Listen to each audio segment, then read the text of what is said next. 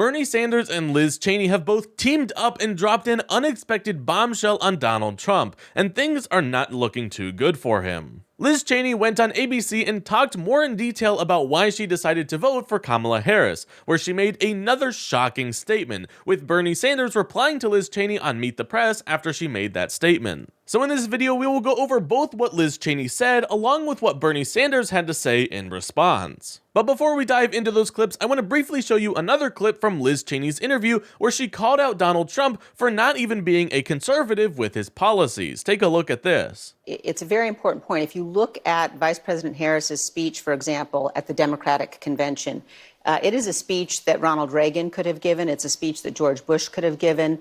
It's very much an embrace and an understanding of the exceptional nature of this great nation, a love of America, a recognition that America is a special place, a recognition that we all have to work together to ensure that. And you contrast that to ensure that we maintain it. You contrast that with what we hear from Donald Trump, again, on a daily basis, that America is a failing nation, that America is a laughing stock. The trash talking of the United States of America very much is part of the message that Donald Trump is pushing. And so at the end of the day, I think it's important for people to recognize he's not a conservative.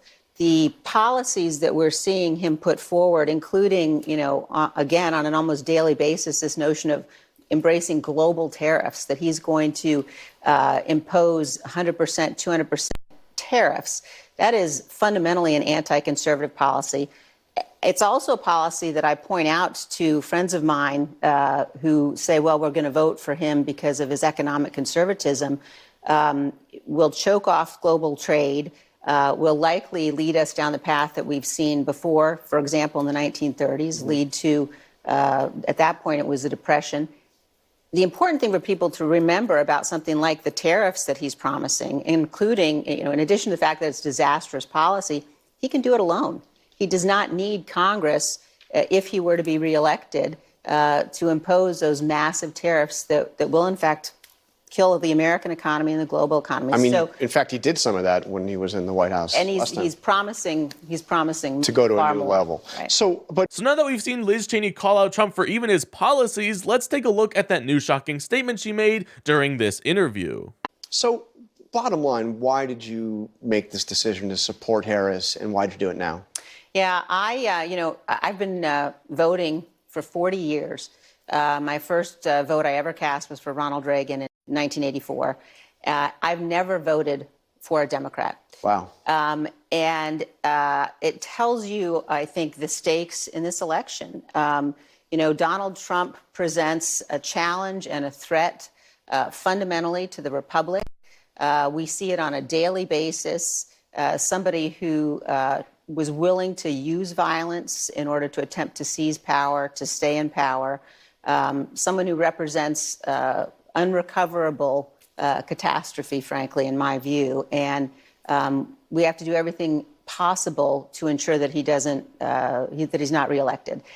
Given how close this race is, in my view, again, it's not enough. You have many Republicans out there who are saying, well, we're not going to vote for him, but we will write someone else in. Right. And I think that this time around, that's not enough, that it's important to actually cast a vote for Vice President Harris. I want to get... That's right. Liz Cheney just called for Republicans to not only not vote for Trump, but to actively go out and vote for Kamala Harris. This is completely unheard of because usually a candidate would say just to write in someone else or to just not vote. But here is Liz Cheney advocating for everyone to go out and vote for Kamala Harris. This was surprising enough on its own, but we also have Bernie Sanders applauding Liz Cheney for this decision. Take a look. Senator, before I let you go, I do have to ask you about her recent endorsements by two people who are not progressives at all. Of course, I'm talking about Dick and Liz Cheney. This week, they said they're going to support her. They're going to vote for her. It's worth noting, former Congresswoman Liz Cheney voted with former President Trump more than 90% of the time, was quite critical when President Biden picked her as his running mate. Would you welcome seeing Liz Cheney out on the campaign trail? Well, Kristen, what I think Dick and Liz Cheney are saying is that in this existential moment in American history. It's not just issues. Cheney and I agree on nothing, no issues. But what we do believe in is that the United States should retain its democratic foundations.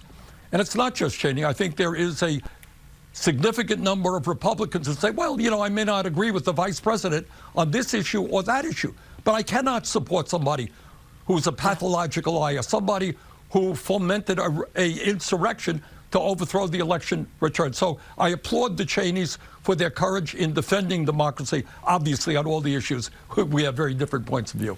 All right. So yeah, Bernie Sanders is right on the money with this. We don't have to see eye to eye in policy. What is most important right now is that we all agree that Donald Trump should not hold any kind of power ever again. And we can applaud Liz and Dick Cheney while still acknowledging that we may never see eye to eye ever again. But this is honestly the most important thing, that the country comes together to defeat the common enemy of the people, Donald Trump.